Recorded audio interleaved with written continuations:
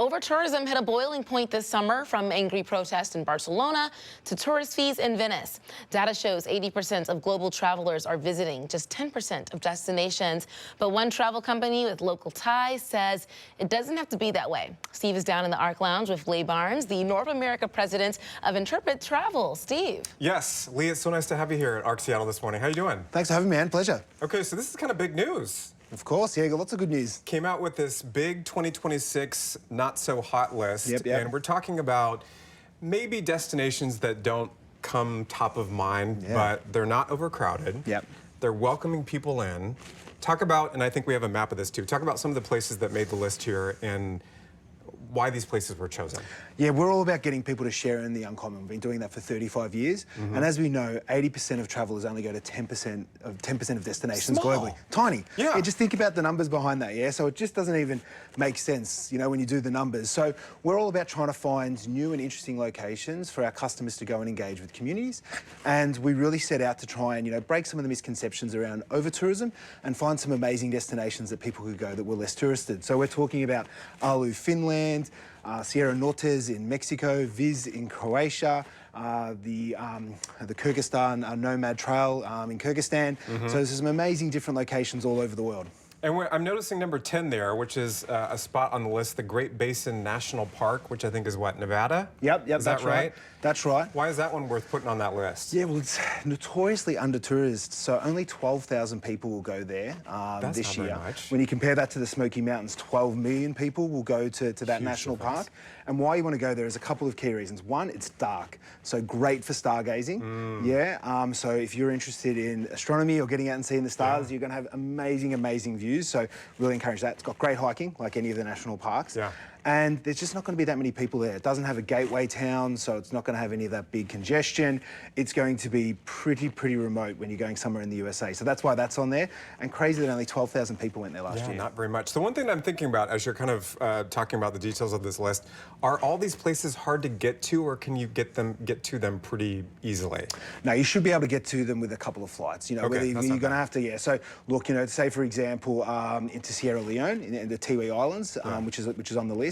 They've now got direct flights from London. So as long as you can get to London, you know, with Sierra Nortes in Mexico, as long as you're able to get down through Mexico City and connect out of there, and Finland, you know, there's flights that are out there. So you just really need to get to one of the hub cities, and you'll be able to get there in 2 or 3 flights. Any cities on this list that kind of surprised you?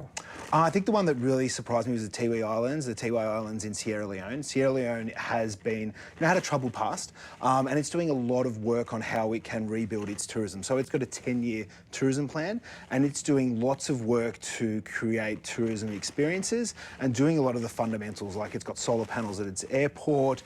It has now got the Tiwi Islands, which are UNESCO heritage listed. So that was a real surprise to me to see that one come up. And then Alu in Finland was one, because, you know, Finland's pretty well known. A lot of people go there. It's recently been listed as the culture capital in Europe. So that was a surprise as well. But, you know, for us, we're looking for 3 key things. Less visited destinations, destinations that are tourism ready, and that they're new in 2026. Okay.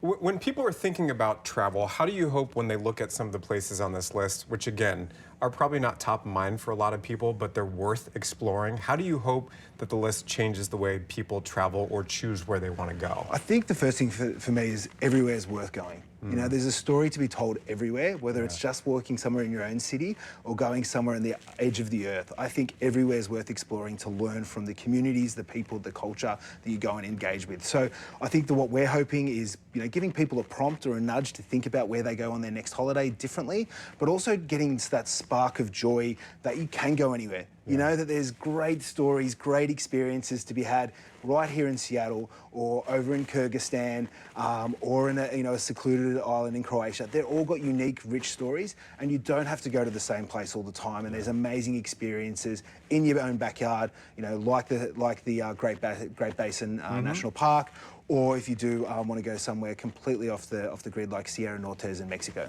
How do you think this list is maybe changing the travel industry? Is it having an impact, do you think? I think what it's doing is it's doing 2 things. One, it's adding to the conversation. You're here speaking to me, and that's fantastic. And if we're having more opportunities like this to talk about the dispersion of tourism, not only to new countries, but also to countries that are well touristed and looking at other places to go in those countries. So I think that having the conversation is amazing. And then we are seeing the dispersion of tourism. You know, Greenland, we've got more tourism than ever before. So we're starting to see some of these things pop up in the vernacular more, and we're seeing the hard numbers. People are going and having these experiences. And why that's so amazing is, you know, tourism is one of the most powerful drivers of economic change. And if these communities can get money directly into them, it gives them great self-determination to decide what they do and their families do in the future.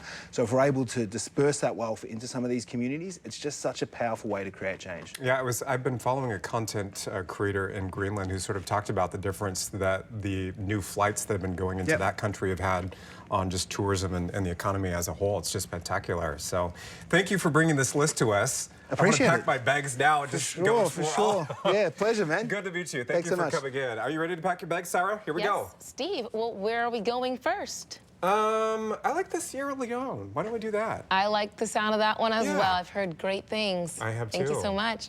For more information on Intrepid Travel's 2026 Not Hot list, use your smartphone's camera to scan that QR code that's popping up in the corner of your screen. The links that pops up will take you directly to KOMOnews.com. From there, you'll find a link to the agency's website. So many places to see.